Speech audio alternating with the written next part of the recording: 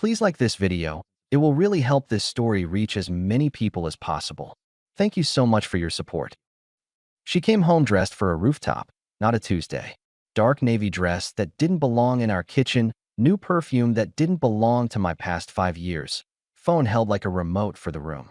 "You cooked?" she asked, dropping a clutch on the island, still reading her screen. "Pasta and salmon," I said. "You hungry or just visiting?" "Don't be dramatic." She smiled past me at the phone. "It's a long week. Lucas wants a mock-up ready by morning." The way she said his name was like the weather report, constant and supposedly neutral. We sat. Well, I sat. She hovered over the bar stool, scrolling. The phone stayed on the counter through dinner, lighting her face.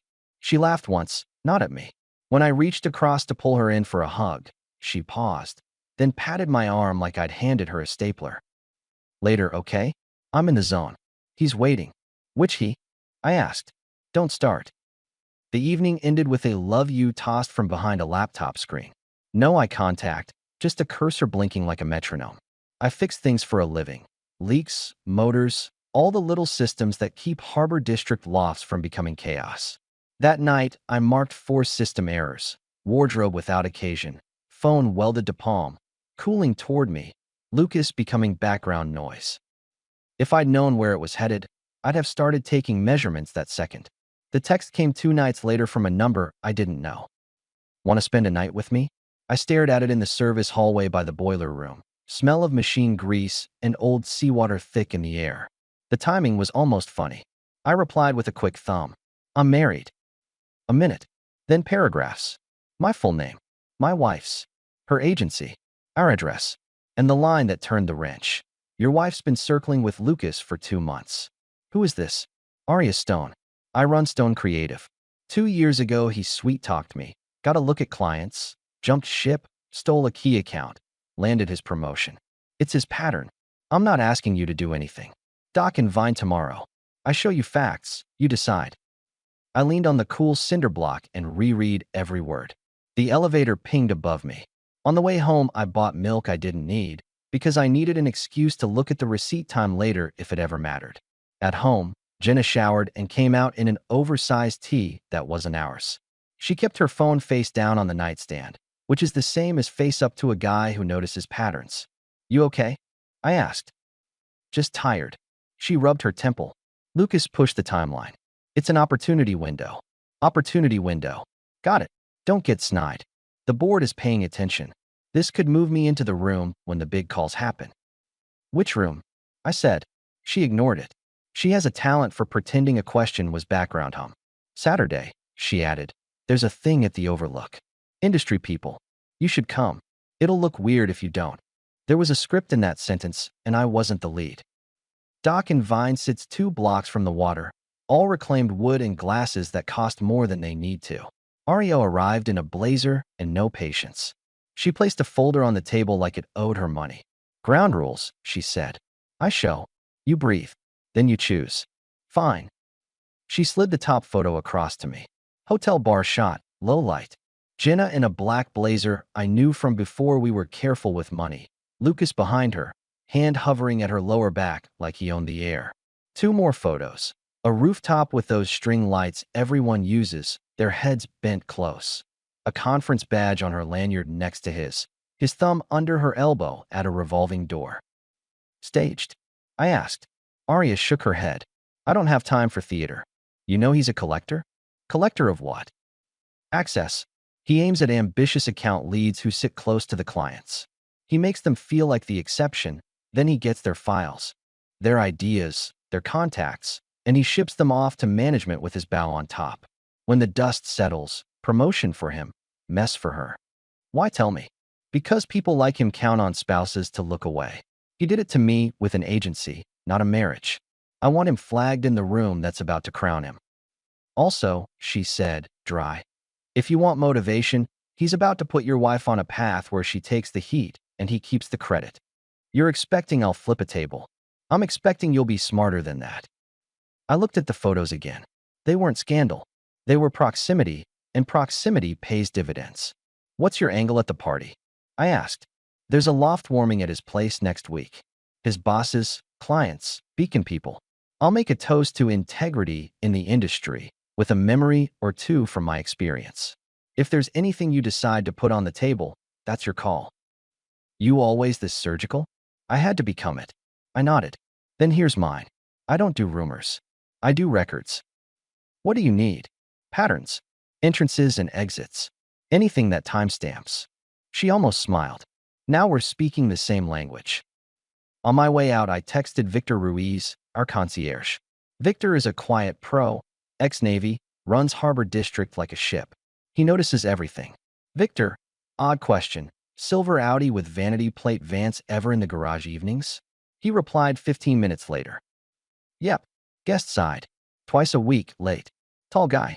Brisk. Heads to 11. Your level. Didn't connect it to you. You okay? All good. Do me a favor. Log the plate, date, time in a separate list. Photo if you can. Don't interfere. Just verify. Copy. I went home calm enough to be suspicious of my own pulse.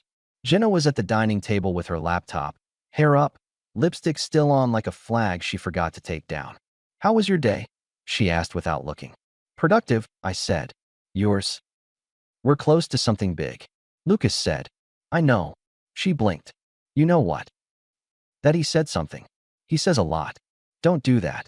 I won't if you don't. We had a plan to grab dinner with the Morgans tomorrow. I'm canceling. Let me pause the story for just a second. If you're still listening, please hit the like button on this video. It really helps YouTube show this story to more people. Thank you so much for the support. Now let's get back to the story. Why? I've got an early inspection Thursday, and I don't do small talk on nights when my phone is quiet, but my building isn't. She tilted her head. You're being rigid. New rule, I said, rinsing my plate. I'm not available for background boyfriend duty at unclear events. Put anything in the calendar you want me at, but send the invite with a purpose and who'll be there. That's insulting. It's housekeeping. She watched me wipe the counter, offended that a rag could be a boundary. Don't make this a thing, she said. I'm under a lot. We all are. I slept in our bed that night because I hadn't decided otherwise. In the morning, I got a message from Victor. Vance in at 8:43 p.m. last night. Out 12:11 a.m. level 11. I stared at it while my coffee went cold. Then I adjusted the week.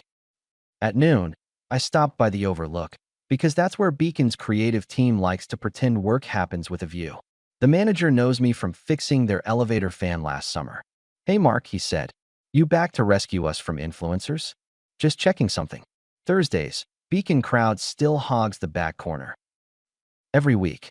That corner is like church for them. Thanks. Thursday, I swung by again on my off hours.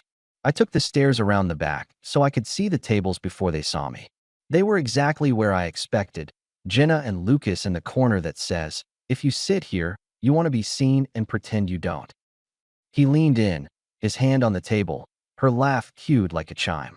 Two designers I recognized were there, plus a new account assistant, nervous and shiny. I walked to the table. No theatrics. I placed a hand on the chair back opposite Jenna. Evening, I said to the table, then nodded at him. You must be Lucas. I'm Mark, right? He said, startled that the background had lines. Good to meet you, man. Jenna straightened. We're celebrating a milestone, she said like a hostess. We were going to text you. You're busy, I said. Don't let me interrupt. The designers went quiet. The assistant stared like someone just turned off the music mid-chorus. I've heard a lot about you, Lucas said, smile a little too framed. You keep that place running. Harbor District doesn't run, I said. It behaves if you ask correctly. Jenna shot me a warning look. I tapped the table once with 2 fingers. Finish your drinks, I told them. Good night. When I turned to go, I made sure the tables around us saw our little tableau. Not anger, just names. He looked relieved. She looked carved out of PR. 10 minutes after I got home, Victor's text hit. Vance just pulled into guest parking. I grabbed my jacket and took the stairs, because stairs let you think. On the garage level, I stayed in the shadows near the pay kiosk. The Audi sat in the guest row, brand new and vain. He was still in the driver's seat, scrolling. I took a photo of the plate with the timestamp. Then another as he got out, face lit by his screen. When he noticed me, his mouth opened like he was about to pitch me something. You're trespassing, I said. Guests need to sign with the desk. I was invited. Then you won't mind a record. He sped toward the elevator. Our car gate is slow on purpose. I got one last shot as it opened, his plate framed by the timer above the exit. I uploaded everything to cloud and sent duplicates to Aria. I don't send things into a vacuum. Upstairs, Jenna was at the mirror. "You're late," she said to my reflection behind her. "There was traffic," I said. "By the way, we're changing sleeping arrangements." She turned. "Excuse me. I'm using the guest room for a while." "Why?" "Because I prefer quiet when I sleep. Because you prefer late-night brainstorming. Because we're not aligned on schedules. And because I don't share a bed with a PR strategy." "That's cruel." "It's clear." She folded her arms. "You're overreacting." I set my phone on the dresser, screen up, with the photos minimized but there. "Tomorrow morning," I said, "we discuss logistics. Tonight I'm done believing and pretending." "What logistics?" "Sleeping, food, calendars, who's where when. Things adults cover when they stop assuming. You can't just." "I can." I picked up my pillow and a blanket. She watched me walk down the hall. 30 minutes later, I got another ping from Victor. "Vance leaving 12:07 a.m. I texted back a thumbs up and a thank you. Then I slept just fine. At 7 a.m., we sat across from each other with coffee. "This is insane," she started. "We're going to keep this calm," I replied. "Here's the schedule. I'm out of the bedroom. You own the primary bath from 6 to 7. I'll use the hall bath. Groceries we buy separate. Shared expenses remain. But I'm moving my auto pay to a split account. If you want to be at events together, invite me with details. Otherwise, assume I'm not there." "This is punitive. It's a boundary. We were working at our place because it's quiet," she said. "That's it." "No," I said. I opened the folder I'd printed, photos from Doc and Vine, screenshots with timestamps of the garage, the list from Victor with dates. "This is work at a hotel bar. This is a hand where it doesn't belong in a professional setting. This is a car that belongs in a visitor's slot more often than not. Time to when my truck isn't in the garage."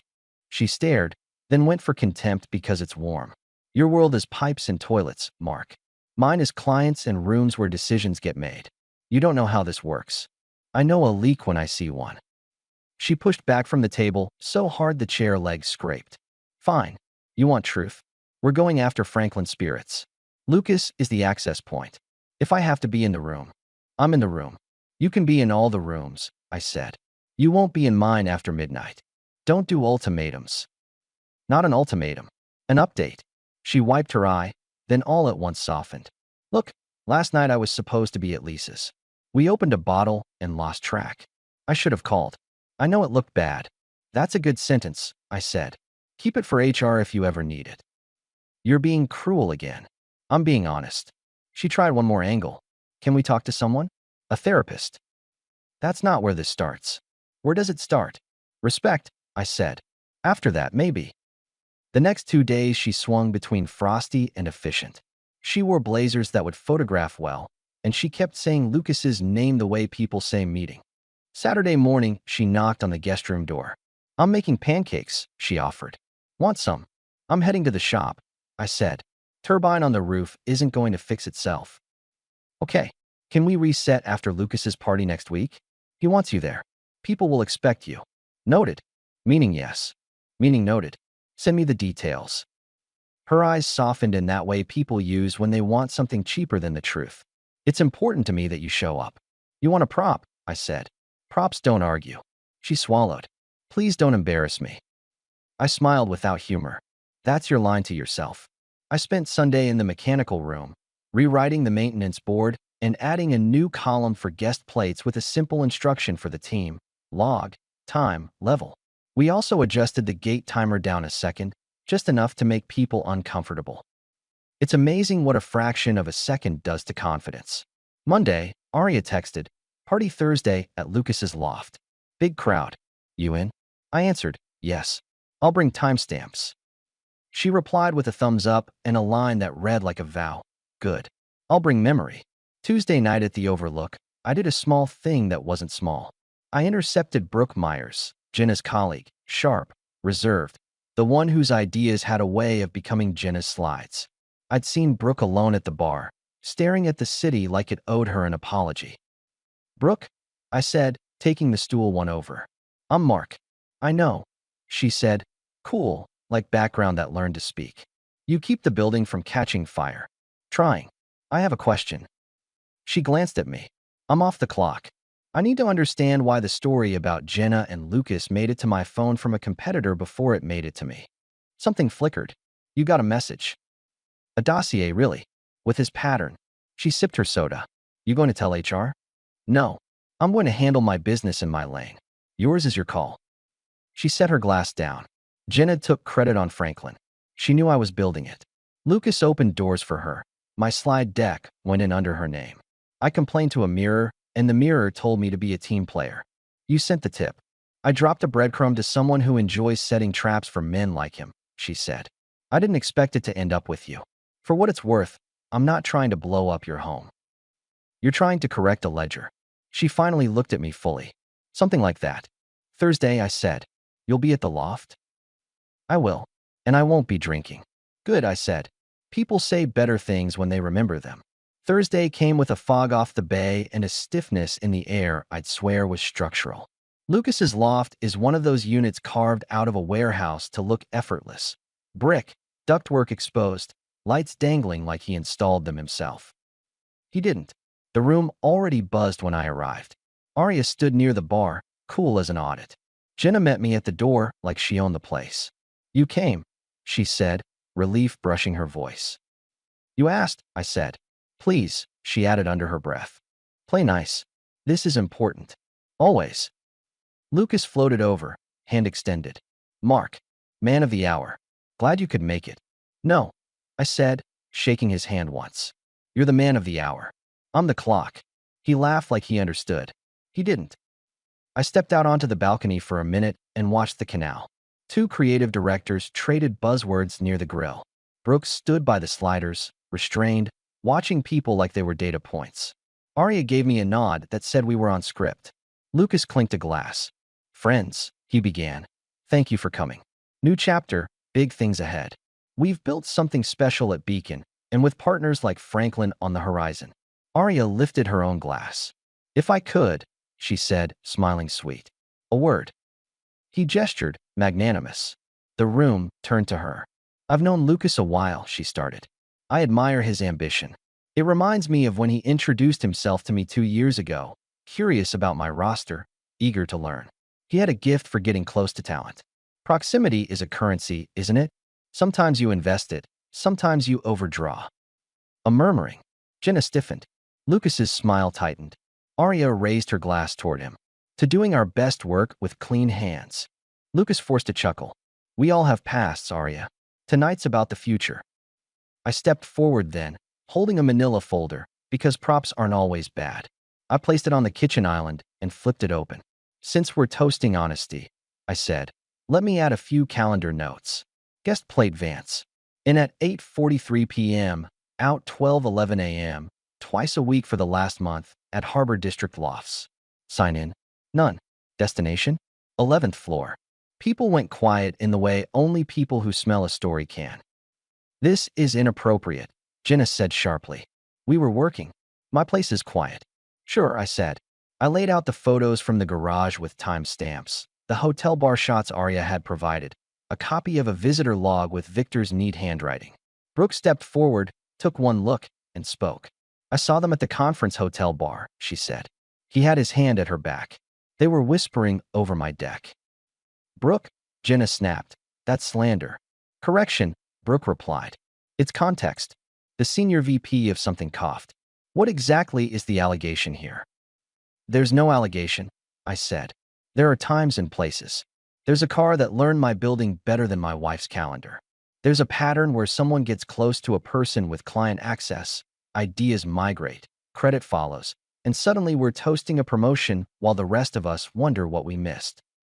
Get out, Jenna whispered to me, low and lethal. You're humiliating me. No, I said calmly. You did that yourself when you traded our bed for a co-working space without telling me. I'm just posting the hours. Lucas tried to rally. This is a personal matter. We're professionals. Arya smiled like a switchblade never needed to open. Exactly. And professionals know better than to blur guest logs and work product. Jenna turned to the crowd, PR voice back on. We collaborated. That's all. Then this won't cost you anything, I said. I pulled out the last page. A print of Victor's message thread with arrival/departure times, my redacted reply, and one photo of Lucas's plate hitting the gate at 11:47 p.m. with the timer above it. Victor runs a tight building, I told the room.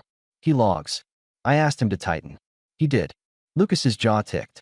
You set me up. I asked a doorman to do his job. You wrote the script. Silence sat down with us. Then the creative director who loved his buzzwords cleared his throat. Lucas, he said, hesitant. We've worked hard to build something that clients trust. Save it. Lucas snapped, then plastered on a smile again. Everyone relax. Arya is still bitter. Mark is going through something. Jenna and I were hustling for Beacon. That's the whole story. Brooke raised a hand slightly. There's a missing piece. The Franklin deck originated with me. Twice I presented to Jenna. Twice I watched those slides show up in rooms I wasn't in. That's an internal matter, Jenna shot back. It is, Brooke said, and we're in an internal room. The VP looked at Lucas. I think we should take 5. Yeah, Lucas said, voice thin. Let's, everyone, grab a drink. This is done, I told Jenna quietly, turning to her while the room broke into nervous clusters. I'll be out by Sunday. You can keep the apartment until the lease runs. I'll sign whatever transfer papers the building needs. I'm moving my paycheck to a separate account today. Any shared bills stay covered through the month. After that, split. I'll ask Victor to deactivate my key fob to the primary unit once I'm out. The guest room is mine until then. You don't get to dictate. I just did. You're throwing away 5 years, she said, voice wobbling for the first time. You threw away respect, I said. This is housekeeping. Please, she said, too loud now. Just come with me outside. Let's talk like adults. We are. She reached for my arm. I let her hand land, then gently moved it off like I was returning a borrowed pen. Don't, I said. You asked me not to embarrass you. Consider this the last polite moment you get from me in public. She stared. I was trying to build something, she said softly. You built it on me, I said. That's not a foundation. The room had grown quiet again, because people always hear when a plate shatters, even if it's just words. Lucas tried one more tactic. Mark, he said, stepping closer, palms out. Man to man, let's not let external competition play us. External competition didn't park in my garage, I said. You did. He smirked. You think this makes you look strong? It makes you look petty. I don't need to look strong, I said. I need to be done. And that was it. No speeches. No shouting. I closed the folder, slid it into my bag, and left. On my way out, I handed Victor's printed log to Arya. Keep it, I told her. Use it however you want. She took it with a nod. I won't waste it. Friday morning, I boxed my things. Tools, boots, the coin jar that, and our leasing manager, always joked weighed more than the elevator. I loaded the truck while the fog burned off. Jenna watched from the doorway, arms folded, like she could hold the building up with posture. You're not even going to try? She asked. I tried when you told me Lucas was waiting during dinner, I said. I tried when I moved to the guest room instead of flipping a table. I tried when I gave you a shot at honesty. This is the last try. I'm leaving with dignity. She swallowed. What am I supposed to tell people? The truth, I said. It's lighter. What if we just reset? She said, voice softer, hand sliding to my arm. After the party, I was going to suggest therapy. A weekend away. No phones. You already suggested therapy, I said. And you suggested I play nice at the party. You were stalling. I wanted time to make it right. You wanted time to nail the account. Her hand fell. You're cruel. I'm specific. By noon, I'd moved into one of the furnished units we use when a pipe bursts. I signed a short-term with and then changed my paycheck routing. I texted Victor to deactivate my primary unit access and set my new fob.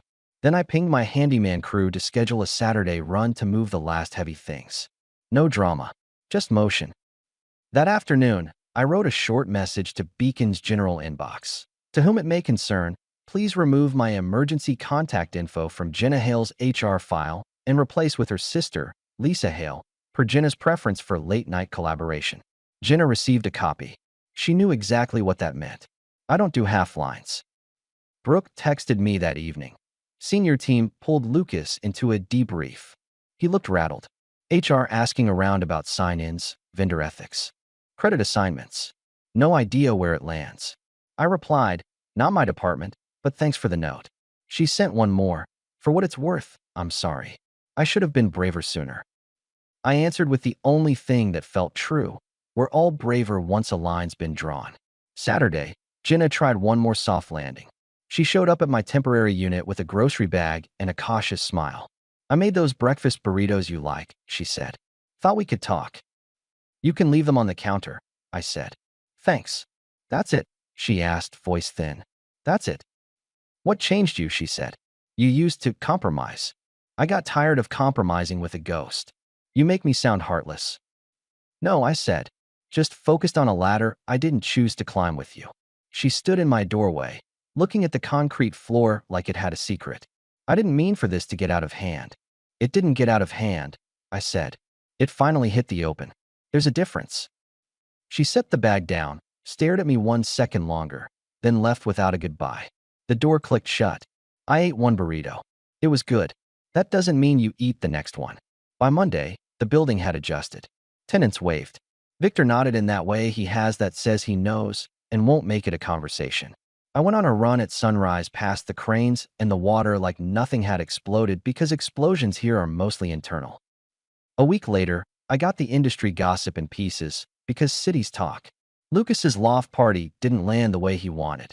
A client asked a few too many questions about the ethics of off-site collaboration. HR took an interest in guest logs. The Franklin account cooled. Word is, Lucas took a leave. Beacon restructured a team. Jenna's name moved off a project she'd built a 10 on. I didn't cheer. I wrote it down like I do with problems that fix themselves if you stop feeding them.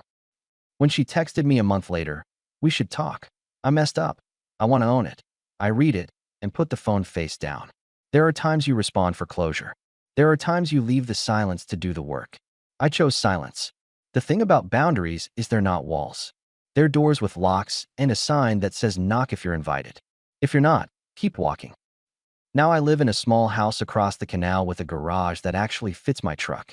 I fixed up a vintage motorcycle on Sundays with a friend from the Harbor Patrol who speaks in sentences as efficient as mine. I took a promotion at Harbor District, head of technical operations for the whole complex, not just my building. Budget meetings are funny when you've been the guy under the boiler. People stop over-explaining when you ask the right question at the right moment. I met someone decent at a contractor appreciation barbecue. Her name is Megan. She's a project manager for a construction outfit that builds decks that don't wobble. The second week we knew each other, she joked that my best quality was that I label things. I told her labeling is love. We laughed like adults who keep their phones face down without flinching. We keep things simple. She has her place. I have mine. We eat tacos by the water when schedules match. She doesn't need me to show up at a rooftop to fill an image. She asks where I want to be, and I tell her the truth. It's a boring thrill. As for Jenna, I hear she moved to a smaller unit closer to Beacon. She still posts from the places with views. The captions sound like she's convincing herself. Someone told me she took time to reassess, then came back in a different department. The ladder she wanted looked different in daylight. If you want a neat moral, I don't have one. I have actions. When the system throws errors, you either clear the notifications and pretend, or you overhaul the part that failed. I overhauled. I did it without breaking furniture, without yelling in a bar. I did it with timestamps, a guest log, and a simple sentence at a kitchen table. I'm done believing and pretending. The last thing I said to her before the door closed at the loft was this: take care of your image. I'll take care of my life. I have. Our story has come to an end.